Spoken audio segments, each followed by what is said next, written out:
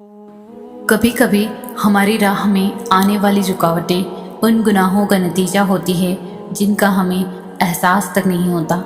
کسی کو تکلیف پہنچانا، دکھ دینا، کسی کے لیے غم کی وجہ بن جانا، کسی کے راستے میں رکاوٹیں لگانا، کسی کا حق کھانا، کسی کے ساتھ بدسلوکی کرنا اور ایسے بہت سے چھوٹے بڑے گناہ جنہیں ہم گناہ ہی نہیں سمجھتے، ہماری دعاؤں اور قبولیت کے درمیان حائل ہو جاتے ہیں۔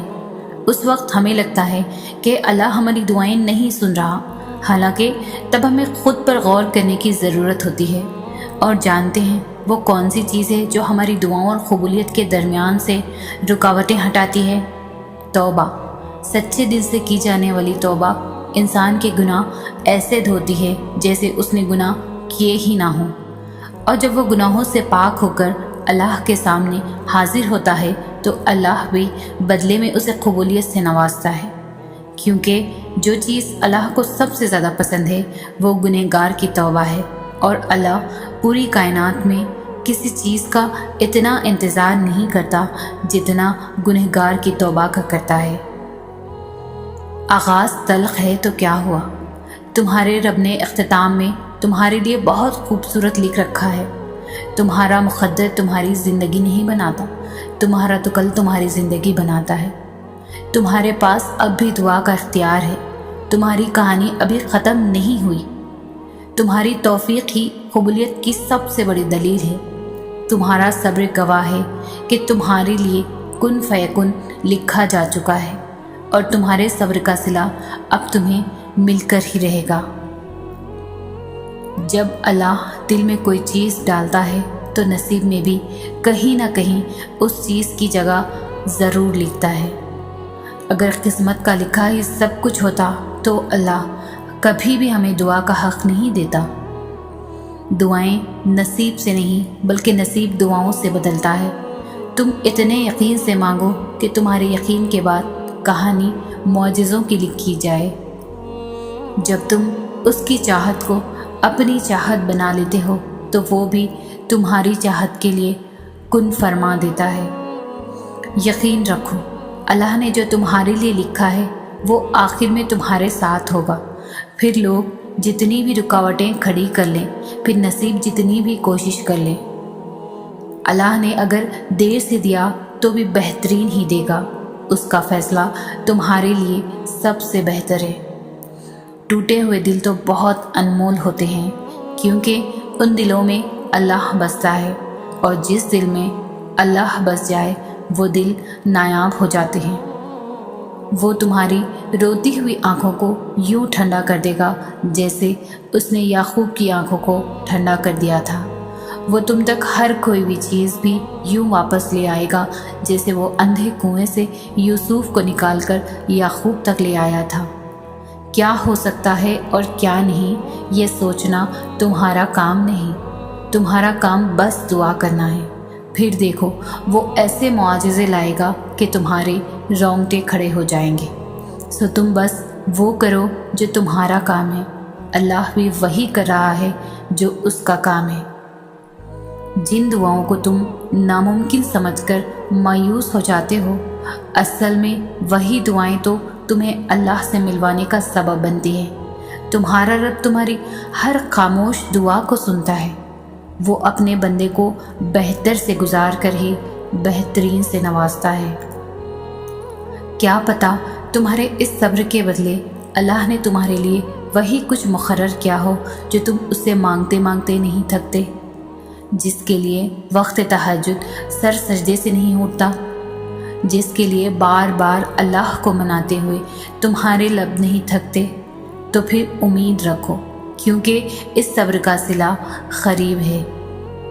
جب فیصلے عرش پر ہوتے ہیں تو فرش والوں کی رائے اہمیت نہیں رکھتی۔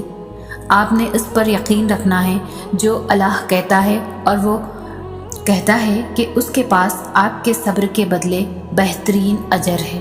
اس کے پاس وہ سب ہے جو دنیا آپ کو دینے سے انکار کرتی ہے۔ اس کی دسترس میں ہر شے ہے، وہ بھی جو آپ سے کہیں کھو گیا ہے، اور وہ بھی جو آپ کو کبھی ملا ہی نہیں۔ راہیں جدا ہو جانے سے مقدر جدا نہیں ہوتے، اور جو اس بات کا یقین رکھتے ہیں اللہ ان کے لیے ایسے وسیلے بناتا ہے جو کسی کی بھی نظر سے گزرے نہیں ہوتے۔ حالات سمجھ سے باہر ہو جائیں تو معجزے بھی عقل سے باہر ہو جاتے ہیں۔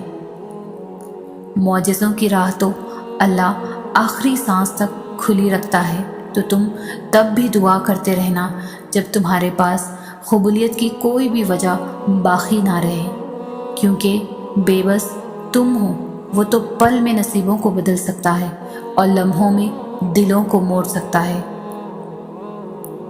تم نہیں جانتے کہ اللہ نے تمہارے لیے کیا کچھ سوچ رکھا ہے۔ تم نہیں جانتے کہ اللہ نے تم تک تمہاری چاہت پہنچانے کے کتنے انتظامات کر رکھے ہیں۔ تم نہیں جانتے کہ اس دیری کے بعد تمہاری ہر اس دعا کی قبولیت ہے جو تم مانگا کرتے تھے۔ تم نہیں جانتے جس کی ایک تجلی سے کوہ طور راکھ ہو جائے، اس کا ایک حکم قیاس سے کیا کر سکتا ہے۔ تم نہیں جانتے کہ تمہارے خوابوں کو پورا کرنے کے لیے اس نے کیسی تدبیریں بنا رکھی ہیں۔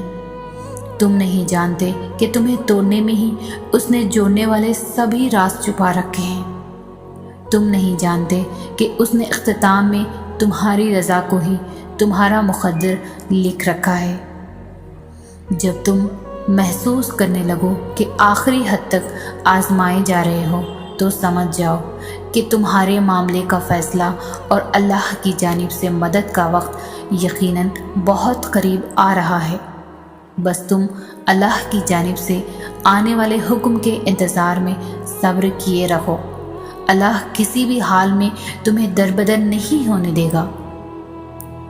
ایک دن تم اپنی دعاؤں کو جیو گے اور پھر تم کہو گے کہ کتنا مشکل سمجھتا تھا میں اسے پانا جس کو آج میں نے پا لیا ہے۔ پھر تم یہ سوچ کر شکر کرو گے کہ تم نے اللہ سے مانگنا ہی نہیں چھوڑا۔ اگر چھوڑ دیتے تو کیا انجام ہوتا تمہارا؟ اگر چھوڑ دے تو کیا دیکھ پاتے یہ معجزہ؟ اگر اللہ کا حکم نہ ہو تو انسان فریاد کر سکتا ہی نہیں۔ یعنی دعا میں ہاتھ اٹھانے والے آپ نہیں ہیں، بلکہ وہ اللہ ہے جو آپ کو خود تک لایا ہے۔ وہ آپ کو دعاؤں تک لایا ہے۔ کبھی سوچا ہے کہ فلاں چیز کی چاہت سے پہلے بھی کیا آپ اللہ کے پاس اسی طرح جاتے تھے، ہر روز روتے تڑپتے گڑ گڑاتے؟ کیا پہلے بھی اسے اسی طرح مناتے تھے صبح شام؟ اگر نہیں تو جو جواب بہت سیدھا ہے اور آسان ہے۔ اللہ آپ کے اور اپنے درمیان ملاقات کے بہانے بنا رہا ہے تاکہ آپ اس سے ملنے جائیں، چاہے کوئی بھی آس دل میں لیے، کیونکہ وہ تو آپ کا اپنی طرف آنا دیکھتا ہے، پھر چاہے غرض کوئی بھی ہو۔ اگر غور کریں تو آج ہمارے پاس ایسا بہت کچھ ہے جس کے لیے ہم نے کبھی ڈھیروں دعائیں کی تھی، جو کبھی ناممکن لگتا تھا، مگر ہم نے اللہ کو پورے یقین سے منایا تھا اور پھر وہ صحیح وقت پر ہم تک پہنچا دیا گیا۔ لیکن کیا ہم نے اللہ کا شکر ادا کیا؟ تو پھر آج جب صبر کا وقت ہے تو ہم کیسے پیچھے ہٹ جائیں؟ جب اللہ نے ہمیں کل نوازا تھا تو وہ آج اور کل پھر نوازنے کی طاقت رکھتا ہے۔